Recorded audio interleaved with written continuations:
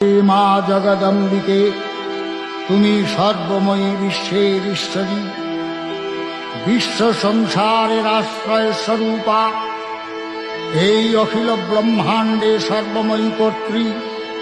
তোমার অন্তরস্থলেই সৃষ্টিকর্তা ব্রহ্মা, সর্বশক্তিমান বিশ্বপাতা বিষ্ণু এবং প্রলয়কর্তা দেবাদিদেব বিরাজমান।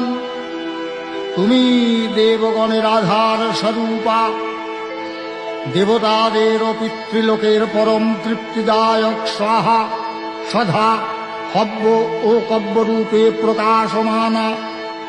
হে মা কালী, হে মা বিশ্বজননী, তোমার শরণাগত ভক্তের প্রতি তোমার আশীষ প্রতিনিয়ত ভক্ত মস্তকে যেন বর্ষিত হয়, শুধু এইটুকু প্রার্থনা।